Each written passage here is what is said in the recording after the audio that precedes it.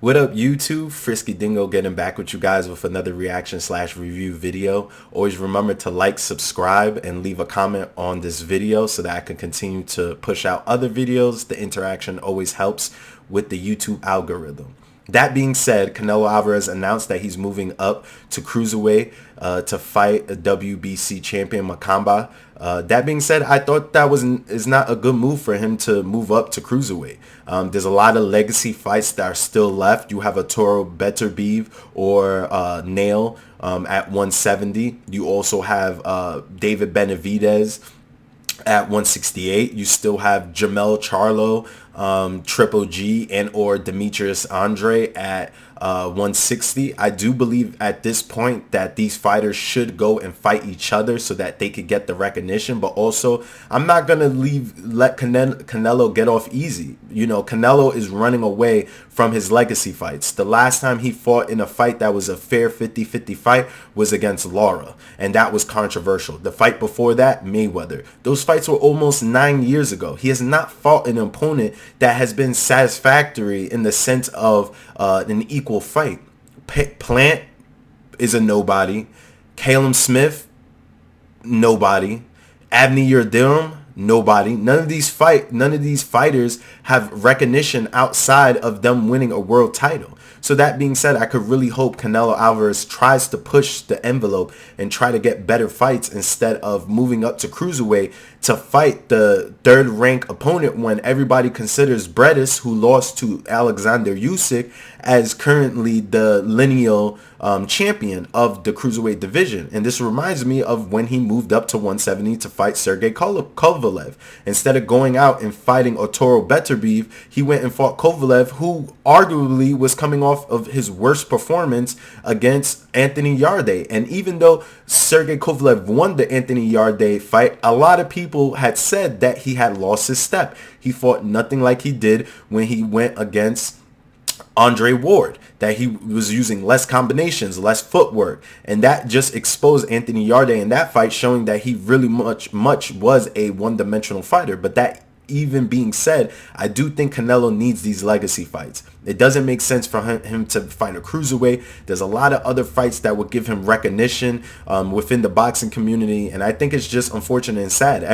The current narrative is that he's trying to get other fighters to fight each other. Well, I don't ever remember Mayweather doing that. I don't ever remember Pernell Whitaker doing that. I don't ever remember Oscar De La Hoya doing that. I don't ever remember Shane Mosley doing that. So it's really funny to me, like, that Canelo gets the excuse that he gets to move through weight divisions and the fighters should fight each other, but yet none of the other legacy fighters that have existed ever did that. They ran through every single fighter that they could possibly go through. I mean, you look at Mayweather, even in his younger days, he already went through Castillo, Corrales, Justin Juco, Angel Manfredi, Gennaro Hernandez, Arturo Gatti. What else could you want? Zab Judah, Carlos Baldemir. I don't even have to keep going. Manny Pacquiao, De La Hoya, like Marcos Maidana, like the Ghost Guerrero, like so many names that he went through. Did he ever say, oh, Victor Ortiz and Ghost Guerrero need to fight each other so that I could fight the winner? No, he fought both of them. When he fought Corrales and Castillo, did he tell Castillo and Corrales to fight each other and he'll fight the winner? No, he fought both of them. When he moved up to 147, he fought Shane Mosley and De La Hoya. Did he say Shane Mosley and De La Hoya need to fight each other? No. When he moved up to 154, the only thing he asked Canelo to do to secure a fight was to beat the current top champion of 154, which was Austin Trout. When Canelo beat Austin Trout, it gave him the lineal title, which Mayweather ended up winning after beating him. So to me, it doesn't make sense that Canelo gets the excuse that other fighters need to fight each other to get a dig at Canelo, when Mayweather, Shane Mosley, Oscar De La Hoya,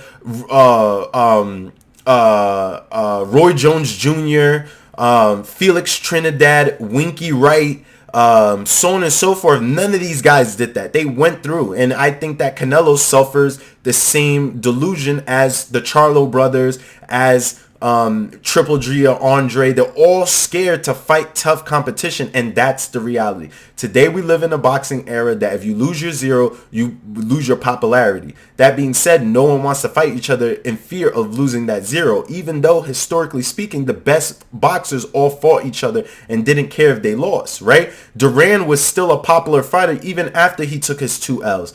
Marvin Hagler, his only L was to Sugar Ray Leonard at the end of his career. He was still popular. So on and so forth. I think that it's unfortunate that we're getting to the point where not only does the face of boxing don't want to fight 50-50 fights, but also the people that are underneath him. Currently, the only person that I think that's going into a tough fight within this year that would be considered a 50-50 fight was Manny Pacquiao, who fought your Dennis Ugas, or I do want to be correct, Terrence Crawford versus Sean Porter coming up. Those 2 fights, and that's at 147. Both of those fighters are fighting legacy fights, because if Pacquiao would have beat Ugas, that would extend his legacy. And now if Terrence Crawford beats Sean Porter, then he most likely is going to fight either Ugas or Spence. And even if he doesn't fight Ugas, he's still going to get his chance at Spence. And in his recent interview with Tim Bradley, he said, I want Spence. So, obviously he downplays it a lot, but the reality is that Terrence Crawford is going to have a better legacy fight, a better legacy at 147 than Canelo has at 168, at 170, at cruiserweight, at 160, because the only division I consider Canelo to be extremely dominant in was 154 and 160. So it doesn't make sense to me why he wouldn't go back to defend his titles at that weight. That was one thing Mayweather always did. Mayweather used the 147 division as the catalyst. He will move between 154, 147 and get fights. And that being said, he will always move back down to 147 so that he could at least maintain his authority over that division. And I think that's what Canelo should do. He should at least stay at 168 and build that division up. I would consider that to be the smartest thing to do, because at that point, you're not holding up belts.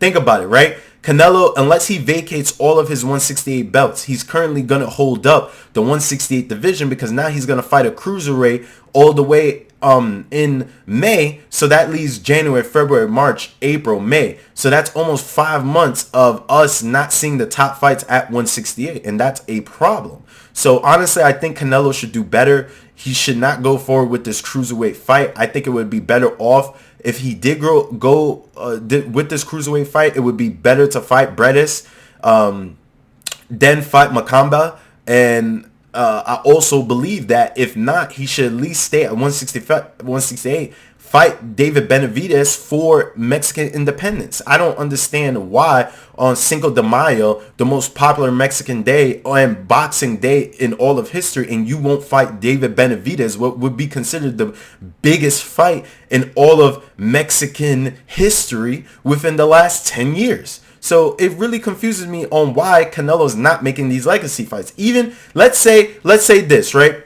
Let's say Canelo wasn't to fight. If he wasn't to fight at cruiserweight, if he waited, fought David Benavidez at 168, beat him, waited until July or September, fought Demetrius Andre, beat him, and then follow up Mexican independence, follow again with Jamal Charlo, that would cement his legacy. He would be able to retire right now. So I just don't understand it. I'm never going to get it, I guess. And I just hope that Canelo, will try to make better decisions when it comes to matchmaking. I do believe being a 5 division champion is a good thing, but also it's in the division against someone who no one knows, against someone who doesn't have the legality of rights within that division, because currently Bredis does, just like when Canelo moved up to 170, Sergey Kovalev did not have that division on lock, or Toro Beterbiev and Nail did. So I think it would be better for him to fight those fighters than going out his way to fight a complete nobody on Mexican Cinco de Mayo. So hopefully we find out more news on what Canelo does. But like I said, I would love to see Andre fight Jamel Charlo. That's a good fight. I think that can happen. I do believe Benavidez versus Canelo should be the next fight to happen. And if not, Arturo Beterbiev versus Nail can be a good one, or Canelo versus Arturo Beterbiev. Arthur Beterbiev. A lot of people keep saying, oh, well, Canelo should, they should fight each other and they just want a payday. I've never heard this kind of language ever being talked about in boxing ever. And it's just despicable. Canelo, no one ever said to Floyd, oh, they're looking for a payday. The only person they ever accused of looking for a payday was Amir Khan. Why? Because he had moved up to 154 and he never tried to establish himself at 147. So he was the only person to get that acknowledgement. But like I always say, Canelo could do better, and hopefully he does. So if we get any more news, we'll definitely get back into it, and I'll see you guys in the next one.